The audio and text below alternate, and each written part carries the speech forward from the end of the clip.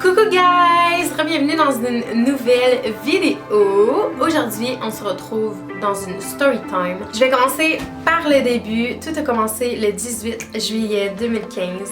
On dirait genre un truc d'horreur, genre Victoria Charlton. Je sens que je vais oublier des bouts, puis tu sais, je vais être comme ok, oui, c'est vrai, il y a ça aussi.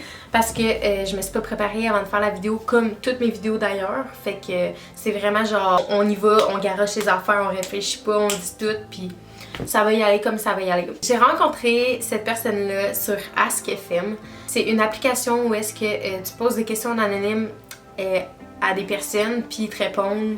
Puis en tout cas, c'est que c'est ça. En ce temps-là, j'étais vraiment connue sur AskFM. Je faisais genre des millions de likes. Puis vraiment active aussi. Fait que j'ai rencontré ce garçon-là qui est venu me poser une question, je le trouvais cute, fait qu'on avait commencé genre à parler, on s'est jamais lâché, genre c'était FaceTime à chaque soir, texto à chaque seconde, genre c'était dans le temps où est-ce que j'avais pas de téléphone, j'avais un iPod, on s'écrivait sur une application genre TextMe ou de quoi de même, parce que lui il était un petit peu plus vieux, je pense qu'il avait genre 15 ans. Je vais pas trop donner de détails sur sa vie, je vais vraiment donner ce qui pour moi ne permet pas de démasquer cette personne-là, parce que mon but c'est vraiment pas que tout le monde sache de qui je parle. Ça a duré en tout 5 mois, cette relation-là. Je pense que je suis pas la seule qui faisait ça, mais tu sais, tu rencontres quelqu'un sur Facebook puis c'est ton chum. Même s'il habite en Chine, là, c'est genre ton chum, tu l'aimes. Il habitait à Montréal, puis pour moi, c'était pas trop un problème parce que je suis vraiment quelqu'un de comme indépendante dans la vie. Fait que c'était, tu sais, j'étais comme, ben, c'est pas grave si on se voit pas à chaque jour. Au pire, on se verra juste l'été. Ça nous allait aux deux. Après 5 mois, plus ça avance, plus t'as le goût de t'exposer. On commence à mettre en couple sur Ask. Quand le monde il commente en anonyme, t'es en couple avec qui, je le taguais. Tu sais, ça a été même pendant un bout, puis moi je recevais tout le temps des questions en anonyme toujours, des questions du genre est-ce que tu sais que ton chum c'est une fille? Je me disais bon, il pense qu'il a l'air gay, mais c'est correct. Ça me passait du pied par-dessus la tête, puis j'étais genre ok, on va l'appeler Denver. Denver est parti en voyage, puis là on a commencé à vraiment moins se parler, tu sais, c'était vraiment,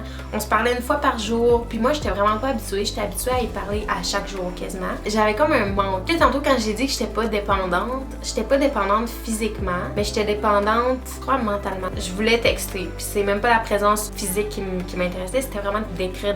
Alors, grâce à Ask encore, non, grâce à Facebook, je me suis fait un nouvel ami. Je le considérais comme mon meilleur ami. Tu sais, lui, il y avait une blonde. Lui, on va l'appeler Nairobi, puis la fille, on va l'appeler Dakota. Fait que Nairobi sort avec Dakota. Je m'entends aussi bien avec Dakota. Mais tu sais, Nairobi, c'est genre, pendant que mon chum est en voyage, puis qu'il m'écrit putain, moi, je parle vraiment avec Nairobi. Tu sais, Denver était pas vraiment jaloux de la relation entre moi pis Nairobi, ça y dérangeait pas. Dakota non plus, on s'entendait bien, moi pis elle, on se parlait. C'était vraiment juste un meilleur ami. Tu sais, quand tu le sais qu'il se passera rien, ben j'étais à ce stade-là.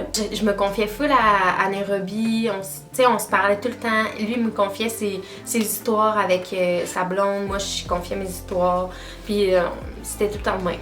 Un jour, je suis sur Ask, ça fait comme une semaine. Non-stop, je reçois des messages et des messages. Est-ce que tu sais que ton chum, c'est une fille? Je suis comme, voyons, crème, tout le monde gosse, tout le monde pense qu'il est gay. C'est pas parce qu'il a pas mûri pis que, tu sais, il a encore la baby face de quand il était jeune que c'est correct, on en revient, là. Les messages étaient vraiment insistants, puis moi, j'en avais jamais parlé à Denver parce que je trouvais ça méchant et blessant. De se dire, je sais qu'il y a du monde qui pense que t'es une fille parce que je savais que c'était un garçon.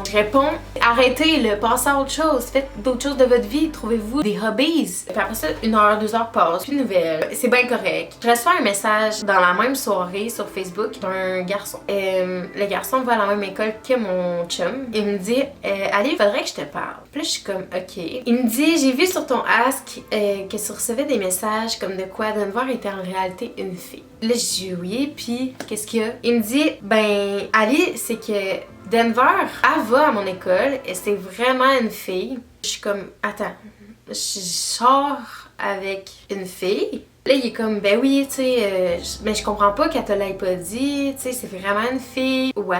Tu sais, il m'envoie des photos, puis comme check, elle a des seins sur cette photo-là, puis regarde. Je deviens en hystérie, genre, je crie, je capote, je comprends trop pas. Tout se remet en question dans ma tête. Je suis comme, là, je sors avec une fille. Est-ce que je suis lesbienne? Là, je me calme, je suis comme, non, Ali, ce qui t'a attiré vers elle, ben c'est que t'es un gars, t'es pas lesbienne, tu sais. Puis là, je comprenais vraiment pas. Je raconte ça à mes sœurs, puis tu sais, c'était tellement fait avoir, puis tu sais, en 5 mois de relation, on fait ça à chaque jour, tu sais, mes sœurs, ils l'avaient rencontré. Moi, j'avais rencontré toutes ses amies. Même quand il était parti en voyage, j'avais rencontré son ami avec qui il était allé, puis sa mère. Jamais, au grand jamais, il y a quelqu'un dans ses amis ou dans sa famille qui m'a dit Denver, c'est une fille. Jamais. Il agissait comme si c'était un garçon, puis tu sais, c'était vraiment ça. Faut aussi savoir que à 14 ans, tu sais, j'avais jamais de ma vie vu une drag queen. J'avais jamais... Tu sais, mes sœurs... Sur 8 sœurs, j'ai 2 sœurs lesbiennes. Oui, j'avais vu des lesbiennes, mais j'avais jamais vu des transgenres ou tu sais, des personnes qui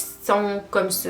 J'en avais jamais vu. C'était vraiment quelque chose. Là. Fait que là, évidemment, même si Denver est une fille, puis moi je croyais que c'était un gars, ça m'affecte. C'est comme si je vis une double séparation. De un, l'identité de la personne que j'aime disparaît, mais aussi la personne que j'aime disparaît. Fait qu'il y a comme tout qui disparaît. Je sais pas si vous pouvez comprendre. Mais c'était vraiment bizarre. Là, j'écris à Denver. Je dis, tu me niaises-tu, t'es juste une... J'y demande, je veux une explication. Pourquoi t'as fait ça? Tout ce qu'elle fait, c'est elle me bloque de partout. Vous vous rappelez de mon meilleur ami Nairobi? Mon meilleur ami, mon confident. Ben tu sais, moi puis lui, pendant ce temps-là, on se parle encore, là. Tu sais, on a FaceTime la veille. On est vraiment genre comme ce premier réflexe, c'est que j'écris à Nairobi. Je suis comme, tu deviendras jamais ce qui m'est arrivé, là. J'envoie des screenshots. Je dis, ben en réalité, c'est une fille. C'est juste une folle. Puis pourquoi qu'elle a fait ça? Ça se fait trop pas. J'ai vraiment besoin de toi. Et là, Nairobi me bloque. Sans rien dire, là. Tu sais, il voit mes messages puis il me bloque. J'écris à sa blonde, s'il te plaît, aide-moi. Genre, j'ai vraiment besoin que tu me répondes. Aide-moi, s'il te plaît. Elle me répond, voyons, tu sais, Ali, qu'est-ce qui se passe? J'envoie notre conversation, puis tu sais, elle voit les textes, les grosses insultes sur Denver parce qu'elle m'a menti, puis finalement, c'était une fille. Dakota me répond, mais c'est parce qu'Ali, Nairobi aussi, c'est une fille. En une journée, j'avais perdu mon meilleur ami et mon chum. Les deux étaient des filles. Puis je jure sur ma tête que c'est vrai. C'était quoi les chances? Les deux ne se connaissaient pas. Les deux n'étaient pas amis.